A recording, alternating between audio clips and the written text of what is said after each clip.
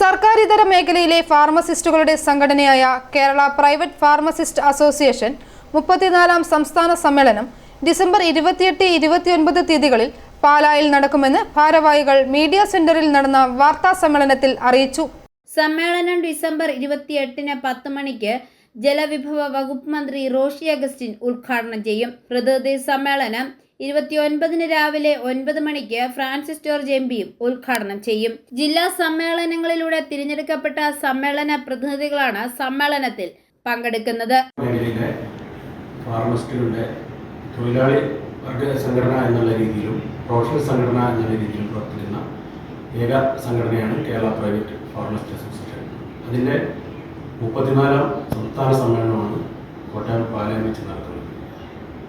28-ാം തീയതി രാവിലെ പൊതുസമ്മേളനം നമ്മുടെ ബഹുമാനപ്പെട്ട ജലവിഭവ വകുപ്പ് മന്ത്രി റോഷി അഗസ്റ്റിനാണ് ഉദ്ഘാടനം ചെയ്യുന്നത്.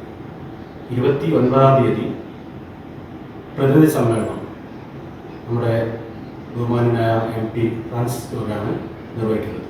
ഈ ഒരു കാലഘട്ടത്തിൽ നമ്മുടെ മേഖലയുമായി ബന്ധപ്പെട്ട ധാരാളം വിഷയങ്ങൾ ഈ സമ്മേളനത്തിൽ ചർച്ച ചെയ്യപ്പെടും. അതിൽ പ്രധാനമായും നമ്മുടെ ആരോഗ്യ മേഖലയെ ഏറ്റവും കൂടുതൽ ബാധിക്കുന്ന ഒരു വിഷയമാണ് ആൻറ്റിബയോട്ടിക് റെസിസ്റ്റൻസ്. ഇതുമായി ബന്ധപ്പെട്ട് സംസ്ഥാന ഗവൺമെൻറ് വളരെ നല്ല രീതിയിലുള്ള പ്രചരണ പ്രവർത്തനങ്ങളും കാര്യങ്ങളൊക്കെ ചെയ്യുന്നുണ്ട്. പക്ഷേ ആ ഒരു വിഷയത്തിൽ ഒരു വലിയൊരു പോരായ്മ എന്ന് പറയുന്നത് ഫാർമസിസ്റ്റുകളെ ഈ ഒരു മേഖലയിൽ ഒരു വിഷയത്തിലും ഈ കമ്മിറ്റികളിൽ ഒന്നിലും ഉൾപ്പെടുത്തിയിട്ടില്ല. ഈ പ്രചരണ പ്രവർത്തനം കേരളത്തിൽ ഏകദേശം 1 ലക്ഷത്തോളം രജിസ്റ്റേർഡ് ഫാർമസിസ്റ്റുകളുണ്ട്.